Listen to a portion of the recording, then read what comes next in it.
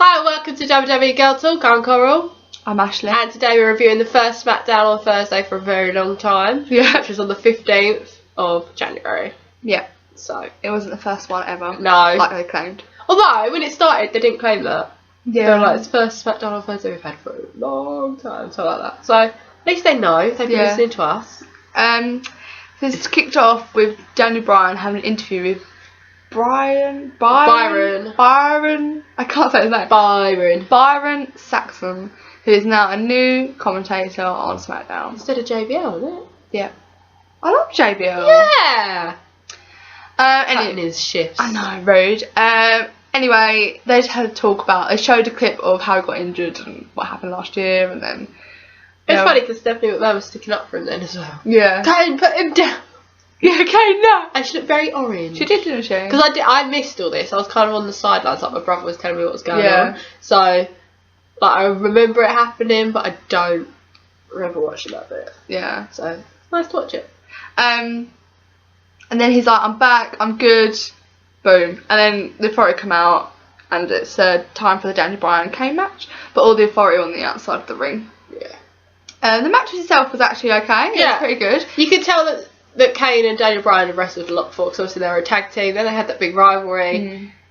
Kane looked good doing it. Yeah, Kane he hasn't for a very long time. I don't say Kane recently, when he's wrestled, has just been awful. But this was actually pretty good, actually. So it was nice. Happy days. And it's nice seeing someone who we haven't seen in a while wrestle, because I feel like I've seen the same people do the same thing. And someone that's good.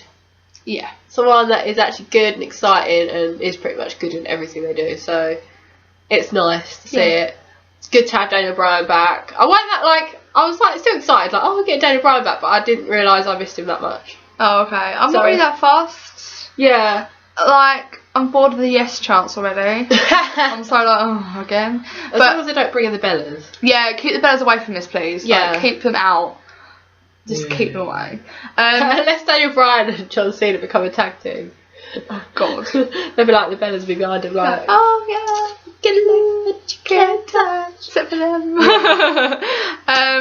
The match itself was a good length, but then it got ruined because JJ Security come in and interrupted. Seth came in. Yeah, everyone just come in. The show came in. I think it's all in a different order, but they all came in. But Daniel Bryan escaped and he ran away. But so Kane lost because of the interference and Daniel Bryan won. But then Daniel Bryan was at the end of the ramp and the authority were walking behind him, following him out. Yeah. And then Dean Ambrose and Roman Reigns come out. I stood next to Daniel Bryan. Yes. But Daniel Bryan and Dean Ambrose stand together look really good. They do. They're a tag team. Yeah. Go for it. But Roman Reigns just stands there really awkwardly. Yeah. If he was in the middle, it would have been a bit more height controlled. Maybe, yeah. But it looked really awkward on the side. Yeah. But what bugs me is any kind of match to do with the authority, they interrupt. And that's bugging me because we haven't actually had a match that hasn't been interrupted. It's kind of irritating. It is irritating. Very irritating. Yeah. And friggin' predictable. I know. It's predictable as anything. It's just like... So, this can happen again. What's the point of even watching this match because someone else is going to come into it? Exactly. It's just like, it's frustrating, especially when it's a good match. Yeah. And it's like, what? What are you playing at? You went so British. I know. What are you playing at? Later on, there's a 6-man tag. It's Kane, Big Show and Seth Rollins against Dean Ambrose, Roman Reigns and Daniel Bryan. Yeah. So then we went back to the Black Room and the Smoke with Bray Wyatt. And again, he's saying it's the same thing. I'm going to beat all these 29 men. Okay, good for you. But for a second, I forgot he was even going into it. I was like, how could you forget? Yeah. He mentions it every time he's on a Raw Smackdown. But them segments are so forgettable because he's had that same segment talking about Dean. He's had that same segment talking about coming into... But it's just... It's got to a point now where it's just like goes in one ear and out the other. Yeah. I could talk about it, and then I don't remember 5 minutes after I talked about it. But why isn't he wrestling? Why is he just doing stupid promos that everyone's going to forget? I don't understand. It's not really making an impact. Bring him out. You know what I mean? Maybe some creepy shit to all the superstars, like I'm going to be at Royal Rumble, and leave. Or just have random matches. I don't like random matches though. No, but you mean like he'll be like, I'm going to beat you to prove I could beat you in the Royal Rumble. Whether they're going in the Royal Rumble or not, it's just like, this is my training method. This is my... It could be something like as long as there's a purpose, I don't see a problem with it. So he can get in the ring and wrestle Curtis Axel. Yeah. Something. Like Adam Rose. He can wrestle Adam Rose. Take him away from Tyson Kidd. That'd be downplaying. I don't know. I think he should do something really like, you know, his whole mythology of doing stuff is get into their head. So why is he not trying to play mind games with people? Especially on people like Daniel Bryan, Roman Reigns. Yeah. Like Bad News Barrett. People like Bad News Barrett's barely doing anything anyway. He's fighting Cara, who no one gives a fuck about. So let's just do stuff like that. That would have been so perfect. Yeah. And you'd actually remember he's going in the Royal Rumble. Because at the moment, I don't even think of him as a contender. No, I don't. Like he's going to be eliminated like halfway through. Yeah, because I'm thinking it is going to be Daniel Bryan or Roman Reigns. My money's on Roman Reigns. Yeah, same. But Daniel Bryan will probably get right to the end. I think if they're going to throw a curveball, it's going to be Bad News Barrett. I don't think Bray will be in it, and Bray will be in it for a very long time. But I don't think... It's a shame, but I don't think he's going to... win it. Yeah. But they're not doing anything with him. No. Because they haven't got the creativity there to think about that. Yeah. They haven't... Sort out your writing team. Sort it out. Sort out. Maybe they should go on a course. Creativity course. Send them on a course. Yeah. Off you go. So then we had a great tag team mixed tag match. Oh my god. It was so good.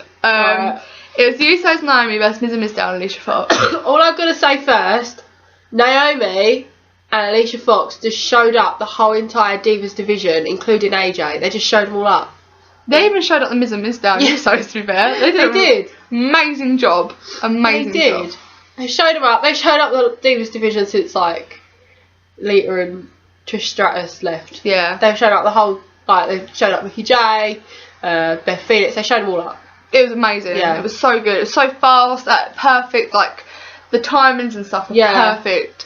It was just brilliant. Yeah, there were a lot of trips during that match. Yeah. Everyone was tripping over. The best trip of the night was when Miz rolled out of the ring to celebrate. He won, but he celebrated his victory. Alicia Fox on the outside next to the ring. He rolled over and literally stepped on her head. And they're all celebrating, and Alicia Fox was like, and then Miz and Mizdow and Alicia Fox were on the floor like this. Yeah, we all won. Are you okay? The thing is, I think she's okay with it. Her character comes off as the person who's going to be like, but I think in real life she's very much like, she just they all just kind of brushed it off, but it was really funny, and I kind of loved it more that happened. That match was good as well because that happened, but the match was really good. The Usos and Miz were good. But after the Divas got in, they upped their game. Yeah, because they started off quite slow. I was like, yeah, okay, it's a decent match. Not going to put much effort into it. But the way the Divas got in as well. Miz tagged Mizdow in, and Alicia Fox tagged herself in. Naomi had to get in, but because she was too busy taking the piss out of Mizdow, Naomi ran over and attacked her. Okay. She took the piss out of she kind of did the Miz thing of being an arsehole. Yeah, but so it was really good and it was really funny. So it's just kind of because I don't get this rule though. Why it's Divas used to wrestle domestic violence thing, isn't it? A gender thing, I don't know. Yeah, but I don't. They're professionals. You watch any kind of film, watch a superhero film. Children are watching that. It's the same freaking thing. Apart from they don't have superpowers, they just jump from ladders. And but you had that, and then you had this really good moment where Alicia Fox was in the ring again. She didn't get tagged in, she got in, and Naomi ran over, and was it Jimmy Uso? Yeah, it's Jimmy Uso. Threw her onto Alicia Fox. Yeah. And they just rolled out the ring. Yeah. That's how she ended up on the floor, I think. Yeah. But it was really good. They just showed up the whole entire Divas division. And it was a good tag match anyway. Yeah. I mean, so then the way Miz and Mizdow won is one of the Usos went to super kick Miz in the face, but Mizdow was pushed in the way. And then Miz did his special ponies. No, his special move, I can't remember what it's called. And then he won, he picked up the pin from that. There was a few roly polies before that. But hey. But yeah, good match. Yeah, very good match. So Miz, Mizdow and Alicia Fox won. They may not have been able to celebrate their victory very well, but they won. It's alright. Maybe she got a concussion. Oh God, maybe. And then she boxes out. Oh no, we can't have that. So that's Naomi and Summer Rae. Oh. Do you know what? We haven't seen her for a while. I'm so happy we haven't. It's quite nice. So And then Rosa Mendes either. Oh yeah. No, Eva Marie. Oh, beautiful. So good. So good. So then Renee was backstage with Roman Reigns. We had a moment with Roman Reigns. With Renee's with her new haircut. Oh, it's awful. Gross. Awful. Like, it just looks like someone's hacked it. Yeah. It's just, it's not straight. It's not like, good. it's Yeah. weird. Basically, he was asked about his match later. So he was asked about, oh, how is it going to be tag teaming with people you're against the Royal Rumble match? He was like, oh, we're going to be a team tonight, but when it comes to the Royal Rumble, Reigns is going to reign, basically. And that was basically that, but in a more long-winded Roman Reigns kind of way. Which no one pays attention to. No. It's very hard to listen to him, I find. Yeah. And then we had a Paul Heyman segment. He was talking about how amazing Brock is, everyone's scared of Brock. Seth Rollins comes out. But I did like the way Paul Heyman walked into, like they showed him walking really fast backstage, and then it cut with the adverts, and then he was walking into the ring. Yeah, like power walking. but no music. It's really strange how he doesn't have theme needs music. a theme song. Yeah. So then Seth Rollins come out. He's like, I'm sick and tired of everyone being scared of Brock Lesnar. I'm cashing this in right now. At least he remembers he could use a briefcase. Yes. He hasn't licked it in a while. No. And Paul Heyman's like, you know as well as I know, Brock Brock Lesnar's Lesnar's not not here. It's like, well, everyone knows that. we really wanted Seth to say, well, that's no surprise, or something like that. But then he was just like, if I can't curve stop Brock Lesnar, I'm gonna curve stop you. And then this is like, Paul Heyman's like gone backed up into the turnbuckle, and Seth has gradually walked over whilst talking to him. Who's that guy over? Got onto Paul Heyman. He's like on Paul Heyman, and he's talking into him like closer to his face, and we were just like, what women want to be Paul Heyman right now? Yeah. Like, I want to be Paul Heyman. And Paul Heyman's probably like, I've got Seth's penis on me right now. Ew. Oh my God, what do I do? And then Seth's probably thinking, Seth's got boner. and Seth's probably like, why am I doing this? Why am I standing on Paul Heyman? Why? And then when he gets down, he's probably thinking, I've already got a few good memes out of that. Yeah. There is already memes all over Tumblr, by the way. So yeah. We tumbled a few of them. Yeah. We've only got 3 followers on Tumblr. Follow us. Anyway, so Seth Rollins is basically saying like, you know, I'm the authority. Like, I'm gonna curb something you. Why shouldn't I curb something you? I'm gonna be the future. Like, really into his face, you know. And Paul Heyman's like, well, the authority was out of power once.